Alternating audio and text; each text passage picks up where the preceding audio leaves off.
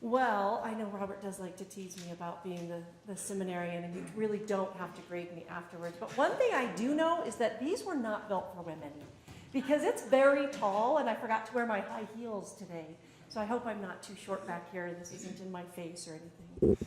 But, so I want to tell you, my son introduced me to this really cool game online, where you have to try to name every single country in the world in 10 minutes or less, all 196 countries.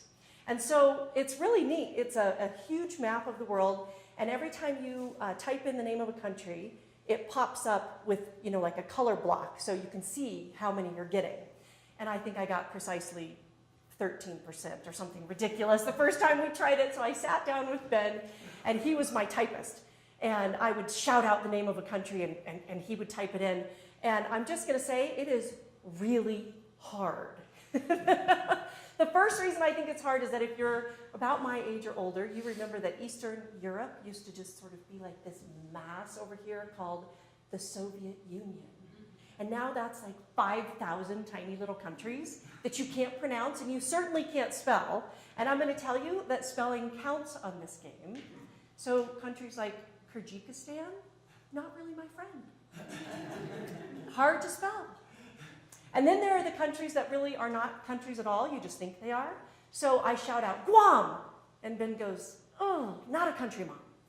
And so I get a little bit further and I said, Turks and Caicos, still not a country, Mom. And I said, okay, New Guinea.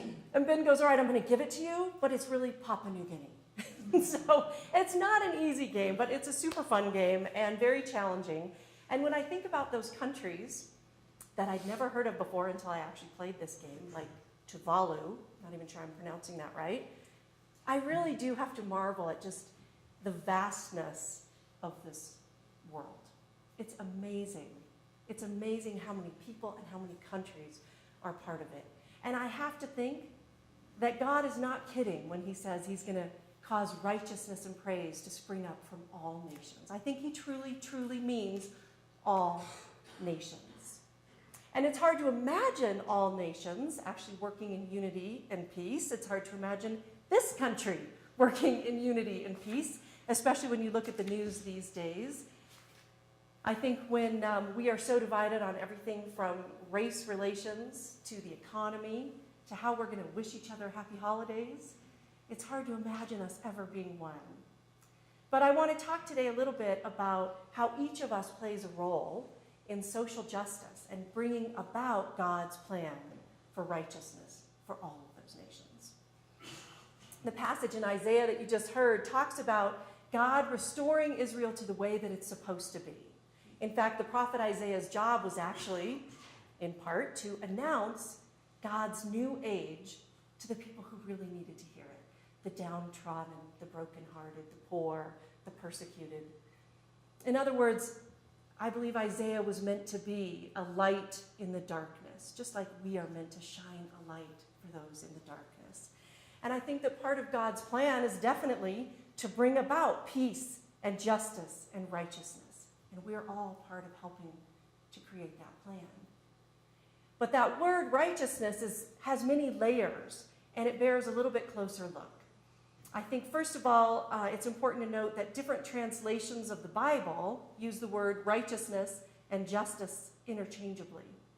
In the Old Testament, the Hebrew meaning of righteousness really mirrors the meaning of justice, those same qualities, which is right acting, fairness, ethics, the establishment of equal rights for all, vindication for all people, vindication of helping the homeless, showing mercy to the poor, generosity, benevolence. These are all things that have to do with righteousness.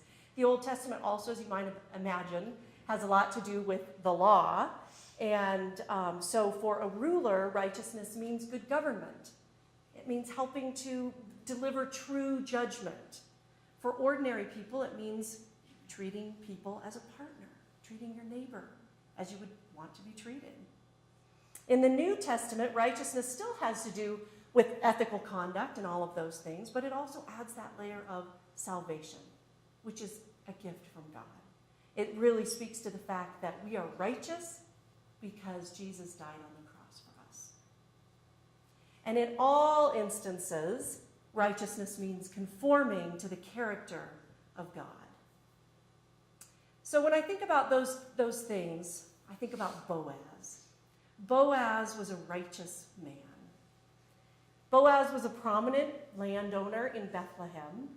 He was a wealthy man who was also a man of God. He followed God and followed the principles set forth in his religion.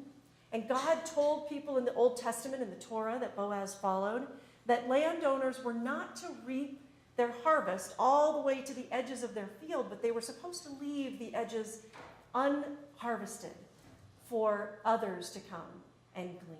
People like foreigners, widows, fatherless, people who had less than.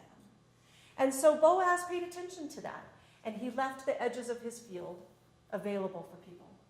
And one of those people was Ruth.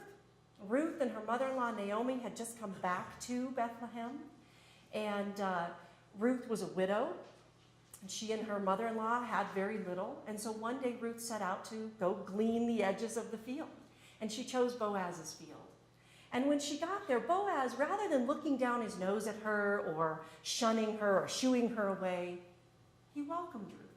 And not only did he welcome her, but he told her to come back every day to his field and that he would protect her. He told her to stay with his women servants so that she wouldn't be as vulnerable, so she would be protected. He told his other servants to watch over her and let her be, not to ask her to leave. He gave her water when she was thirsty. See, Boaz was really following the rules set forth in Micah, which is so simple. The book of Micah in the Old Testament says, do justice, love kindness, and walk humbly with your God. I think that's pretty simple. Do justice, love kindness, and walk humbly with your God. And yet, I think we fail so often to live so simply, don't we?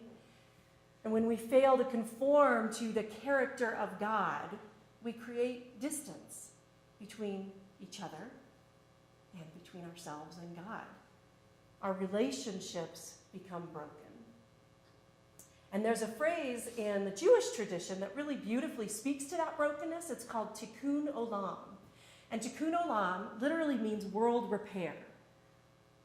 It means fixing that which is broken in our society. So, for instance, the period of time after the Holocaust is considered a time of Tikkun Olam. Maybe the days and weeks after 9/11 would have been considered a time of Tikkun Olam. It speaks to a really deep rupture in the universe that needs to be healed. And that when we're healing that deep rupture in the universe, we're also healing what is broken inside of us. So Tikkun Olam heals not only what's broken out there, but what's broken in us. It's a time of reflection and social change.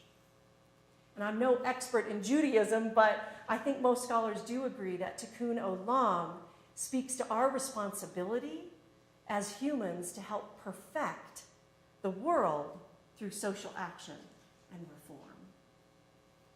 But if it's not the Holocaust, if it's not something that's so painfully, shockingly obvious, then how do we know when something needs to be fixed? Well, I believe that part of the answer lies in our ability to break down barriers that divide us in the first place so that we can see. In the New Testament, we're told that there is no Gentile, no Jew, no circumcised or uncircumcised, no Scythian, no barbarian, no slave or free, but that Christ is in all and Christ is all. When I think about that verse in Colossians, clearly I think God is telling us that despite our differences, we're all one. And I know that on some level we all get that. We all understand at some point that we have a shared humanity. But think about this for a minute. Scythians were considered a pretty barbaric, cruel, and nasty group of people. They were a nomadic group of horsemen that traveled around the Middle East, and they were known to be a pretty horrible group of people, basically. not somebody you would want to meet in a dark desert, let's put it that way. Today, I think we think about the Islamic militants in this way. Yet Paul's letter in Colossians specifically mentions Scythians as an example of our oneness. He also mentions barbarians, and does anybody know why they were called barbarians? It's not because they were particularly brutish or cruel, even though that's sometimes the way we think of the word, but you know what it has to do with? The fact that they simply were not Greek. They were foreigners who didn't speak the language of the Greeks, so they were considered uneducated, uncultured. And in fact, the Greeks couldn't even be bothered to learn their language. They just made fun of them because they sounded funny. Because they sounded like they were just stammering idiots to the Greeks. Bar, bar, bar. Hence the word barbarian. So it really had nothing to do with who they were, but the way they were seen by somebody who didn't know them. So Paul's use of the word Scythian and barbarian, those two groups of people, I think is really remarkable. He's saying, in effect, you know what? Get over yourselves. You're all one. Christ is all and is in all. And I think 1 John 4 takes it a little bit further. He says, Christ loved us so much, the least we can do is love one another. In fact, when the Apostle Paul says in that verse in Colossians that there's no Jew or Gentile, no Scythian, barbarian, slave or free, he goes on to say, if this is the case, if we're all God's chosen people, then put on a heart of compassion, kindness, humility, gentleness, and patience. These are the attributes of righteousness. Do justice, love kindness, and walk humbly with your God. So justice is doing what is morally right and fair, but if we act like the ancient Greeks with an us and them mentality, then what's the idea of what's morally right and fair really only matters if it's right and fair to us. That's kind of an oxymoron. What's right and fair for our team, not theirs. They're wrong. They don't get it. They need to take responsibility for their actions. They need to learn to speak the language if they're going to live in this country. They need to act more like us. They need to get a job and stop asking for handouts. They need to go to AA. They need to go to the homeless shelter. They need to blend in and look American. They need to go to church. They need to go to my church. They need to not flaunt being gay. They need to stop having so many kids. They need to stop complaining. They need to not wear hoodies. They need to not wear a burqa in America. Why would you want to draw attention to yourself that way? They need to stop sending money back to El Salvador and keep that money right here in our economy. They need to stop blaming everyone else for their trouble. They need to pull themselves up by their bootstraps. And I could go on and on and on. It's exhausting how much we divide ourselves from one another. But justice is not us and them. It's not one-sided.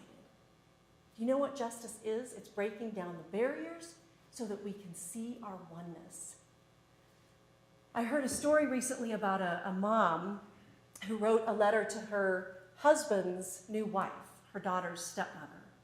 She called it an open letter to my daughter's stepmom, and she posted it on her blog. And I actually, when I first heard about this, I thought, oh, this is not going to be good. The first line of her letter was, I never wanted you here.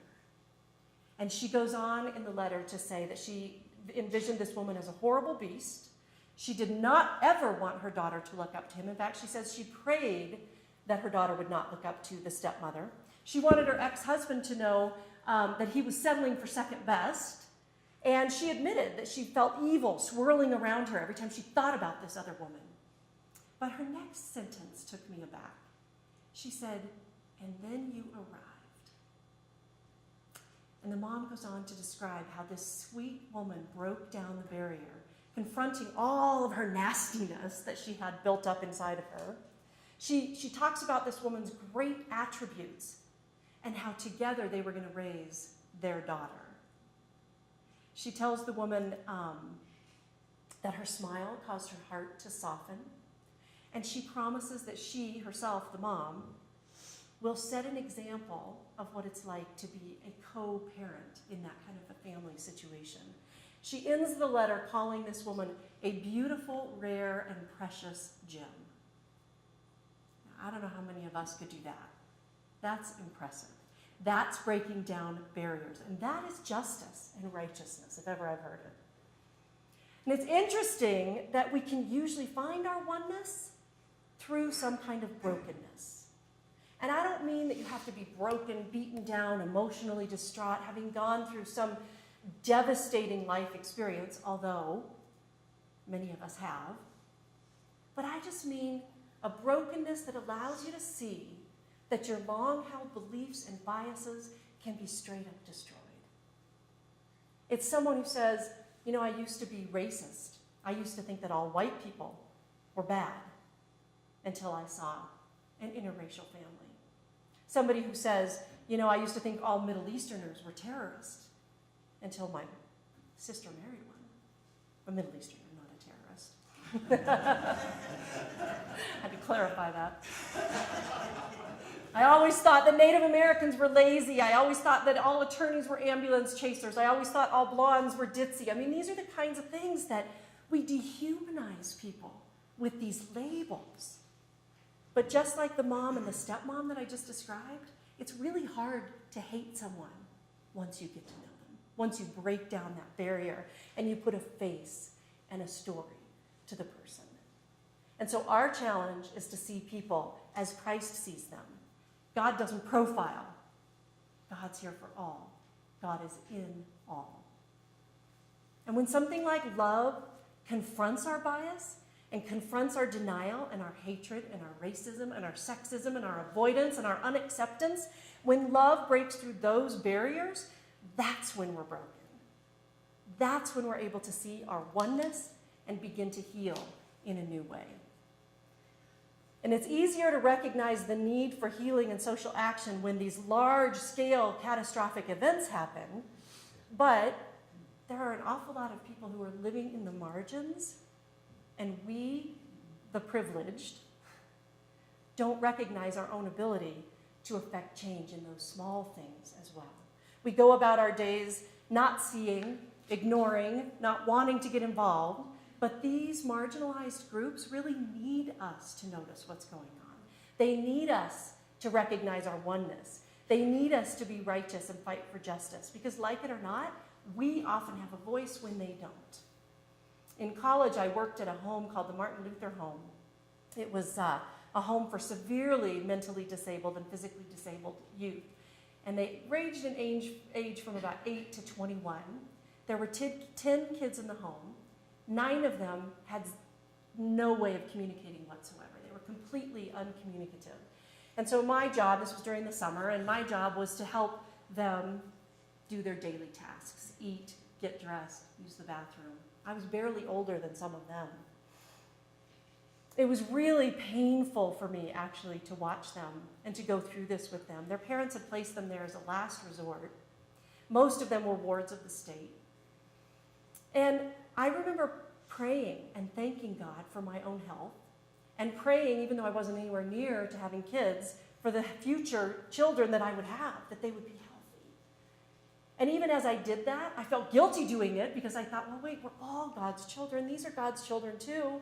But it's torturous for me to care for those people who need us. They had nothing. They had no voice whatsoever, literally.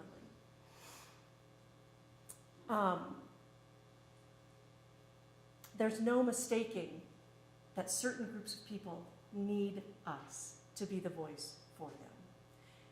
And while that group is very obvious, that group of kids that I took care of, it might not be as obvious that some other marginalized groups need us. We might not want to look, or we might want to look the other way when we see homelessness.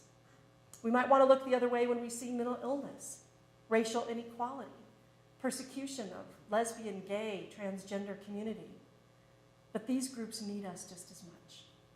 They might not cry out, but we can. We are the articulate. We have a voice, and we can speak for them. We can help bring about the righteousness of all nations through that work. And you might be thinking, well, I'm only one person. What can I really do? Even together, we can't change all that's broken in the world. Will the world ever be able to be transformed? Will there ever be peace on earth? Is it even possible? but in my heart, I believe that it is. I don't know when. None of us can know that. But what I do know is this. The Bible promises that if you start a good work, God will bring it to completion. Yes, we need each other to do it, but we can't do it without God. He's the one who will help bring it to completion. He will take our good intentions, our best work, and take it where it needs to go. Jewish scholars say you're not obligated to do the work of Tikkun Olam, but nor are you free to desist from it. Every single one of us bears responsibility in some way for the pursuit of peace and justice. And as a Christian, I would say, let your light shine. Let the light of Christ shine. Just like Isaiah, be that light of hope for the hopeless. Don't cover your light. Don't waste it. And I have to wonder sometimes, why is it that good Christians will post on Facebook, write letters to the editor, spew to each other their negative, condescending, judgmental opinions? That's not righteousness. That's self-righteousness. We have to be the change that we want to see in the world. We can't do it alone, but we can do it. And I know it's a scary thought to think about how just one person can make a change, but I will remind you in this Christmas season that even Mary, when the angel came to her, said, "Don't be afraid, I am with you." So I believe we can change a broken world. We can be the change. We just have to not be afraid to reach out and love another person. Don't be afraid to look intentionally at the other side, to reach for some common ground, to acknowledge our shared humanity, to get started on the good work, and then let God bring it to completion. Because I believe that God will cause righteousness to spring up from all nations, all 196 and counting. And I think it starts right here.